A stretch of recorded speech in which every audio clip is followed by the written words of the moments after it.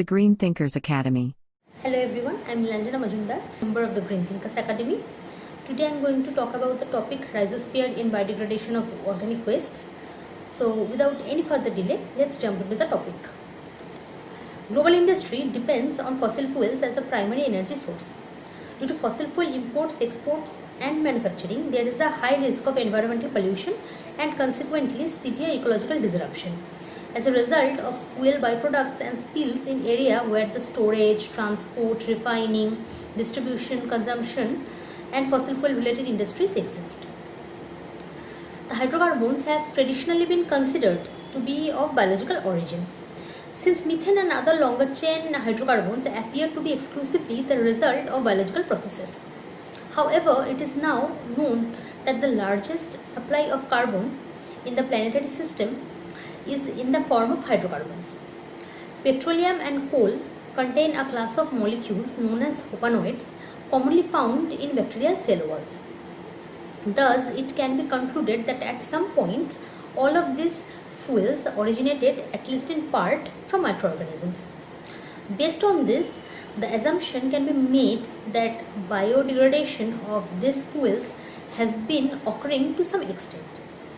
To extrapolate from this knowledge, the biological origins of these hydrocarbons could be the reason that the adaptation of microorganisms to degrade them so readily occurs upon technological industrialization of the earth, and why phytoremediation is such an application method for polluted soil reclamation.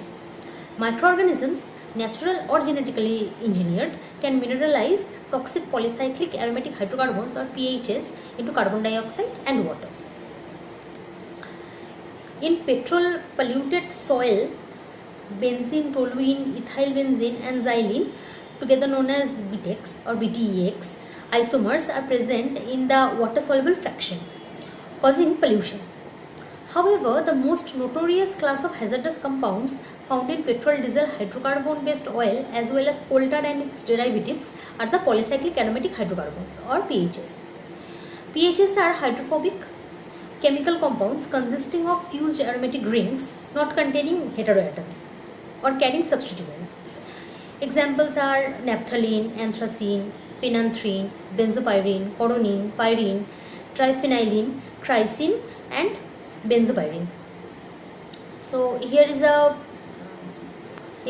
line figure of PET toxicity and remediation of PHS in the environment. We can see that PHS in coal, petroleum, forest firewood and cigarette smoke, from primordial soup and evolution of the life on earth, they exist in earth. And PHS and epoxides, these compounds that are mutagenic, this can be mutagenic and carcinogenic as well.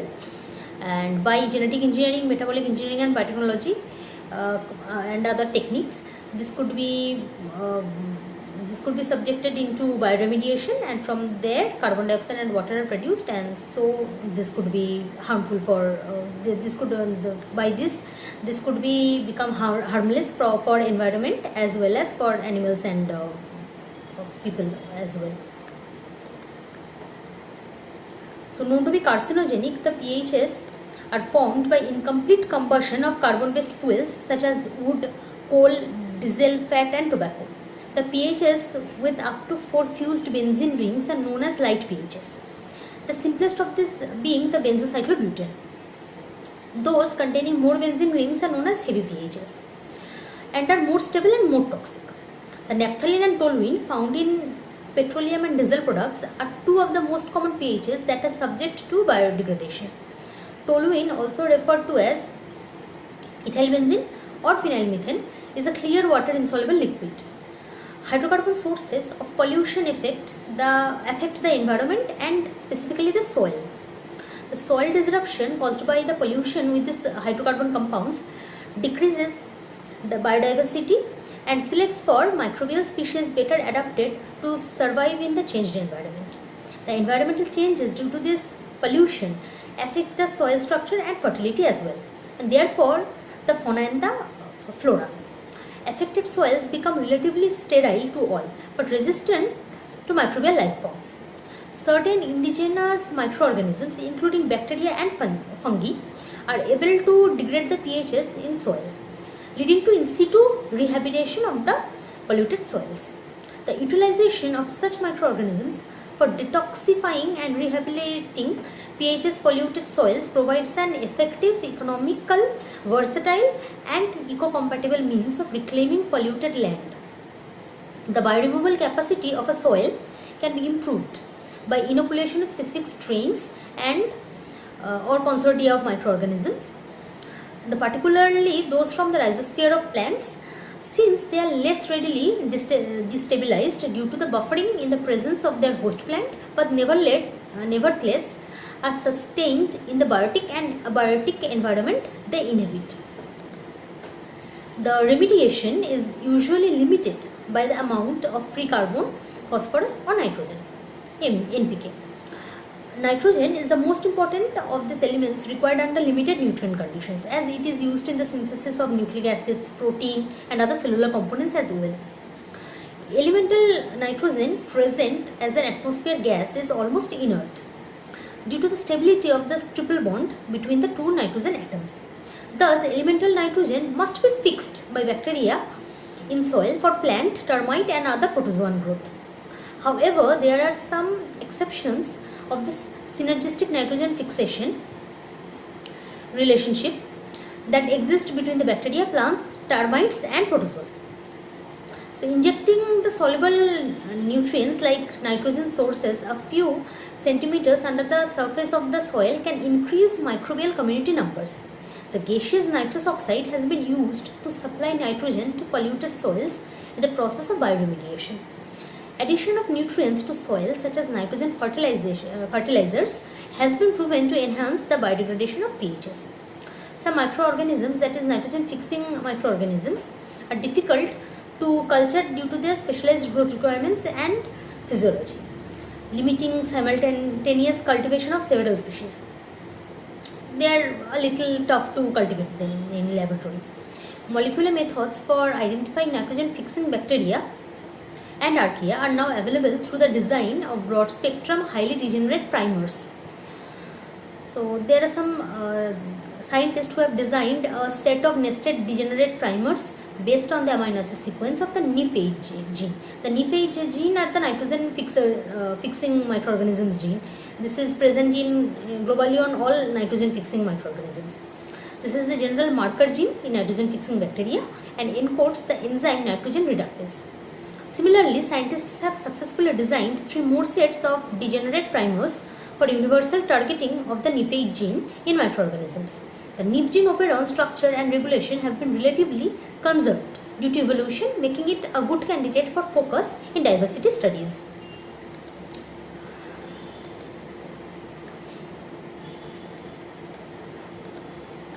Okay.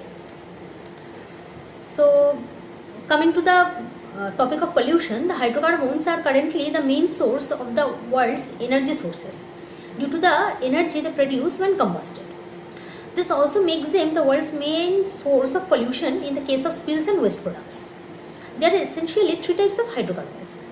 There are aromatic hydrocarbons that have at least one aromatic ring, saturated hydrocarbons including N-alkenes, branched alkenes and cycloalkenes that do not have double, triple or aromatic bonds, and the third one is the unsaturated hydrocarbons with one or more double or triple bonds between the carbon atoms, referred to as alkenes and alkynes respectively. The most notorious class of hazardous compounds found in petrol, diesel, oil as well as in coal tar and its derivatives are the PHs. The polyphenols and the PHs are the common industrial pollutants and are found as co-contaminants in the environment. They are hydrophobic organic compounds consisting of 2 or more benzene rings fused into the single aromatic structure. They may form naturally from burning of organic matter or from production and partial combustion of fossil fuels. In the sense of plant and coming to the topic of plant and the phytoremediation, the presence of plant rhizosphere is hydrocarbon polluted soils facilitates an increase in microbial numbers and metabolic activity within the soil. Studies have shown that root length, surface area, volume and diameter play a role in the rehabilitative effect of plants in crude oil polluted soil. The roots can also improve the physical and the chemical properties of the pollutant stressed soil. In addition, in increasing contact between the microbes associated with plant roots and the pollutants in the soil. This effect was first described by scientist Hiltner in 1904, who defined the rhizosphere as a zone of soil in which microorganisms are influenced by the plant root systems and where soil organisms have an impact on plants as well, and due to the symbiosis.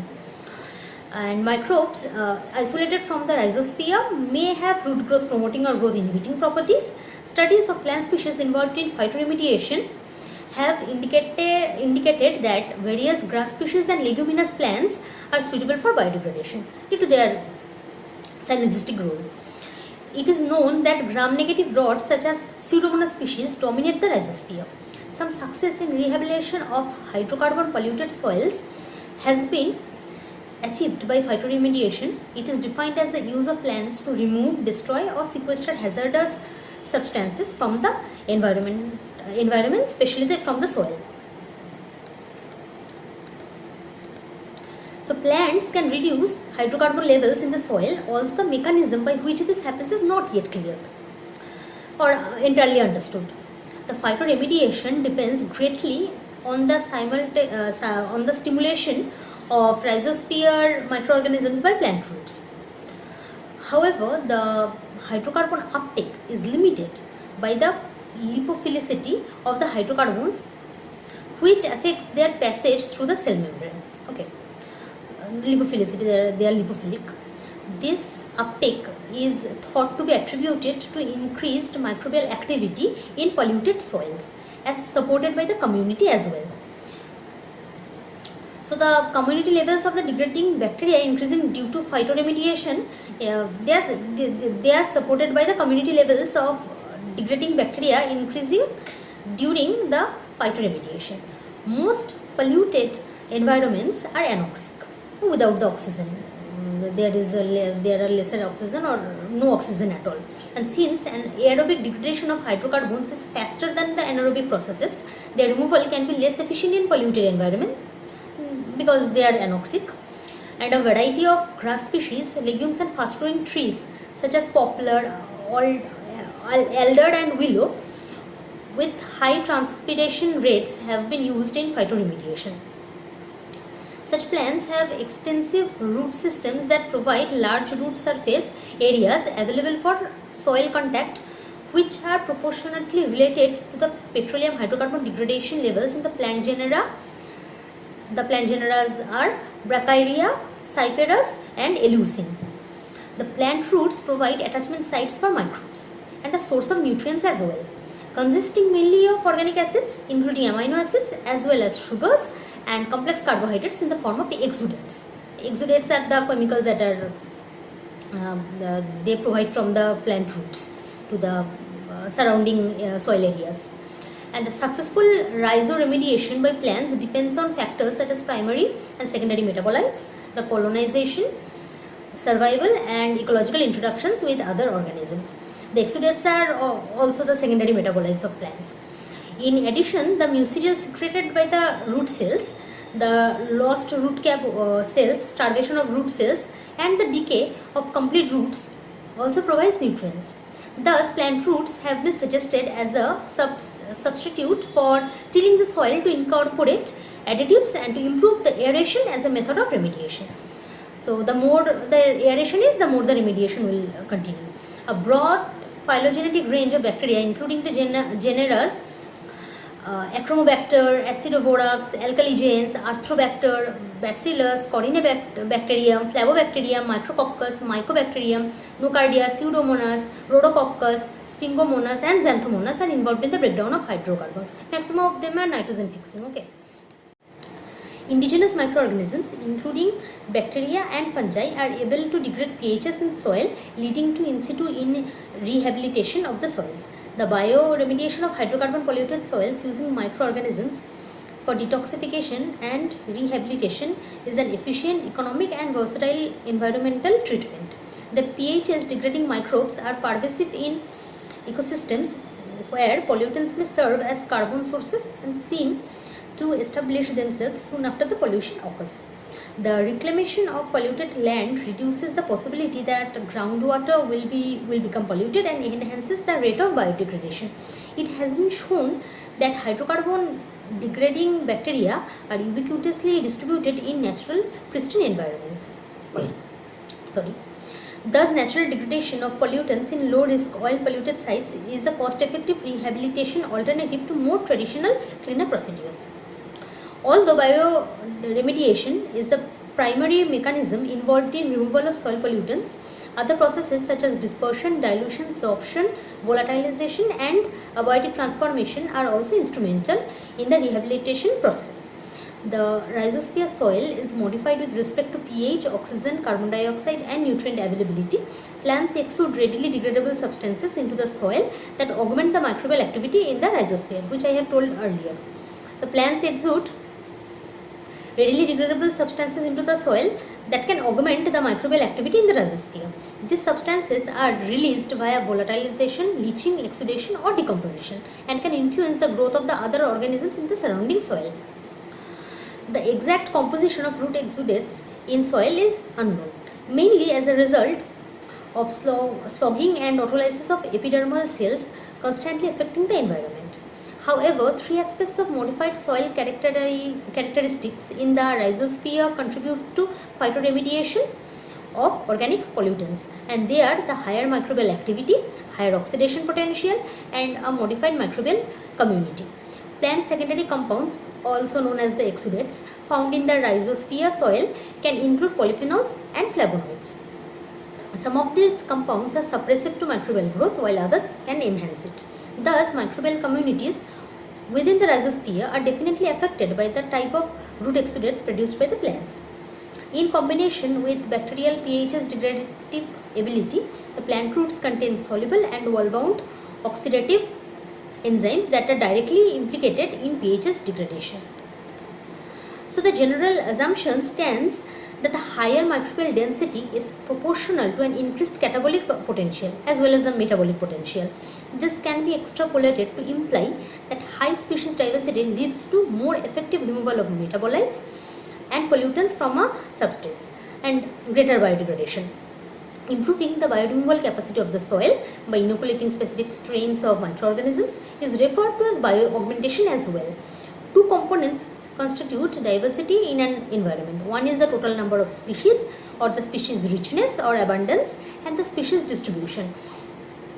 To promote and increase the degradative potential of a microbial community, competence for certain reactions under the conditions is required, implying that genes within the system need to be activated to participate in the energy flux of the environment, in the soil and in the microorganisms and plants as well. So this is a very brief introduction to rhizosphere in biodegradation of organic wastes, and this topic really needs more study and a well understanding of this topic. This will need thorough study as well. So I think I have given you a short brief idea about this topic, and thank you very much for listening to me with so much of patience. Thank you. The Green Thinkers Academy.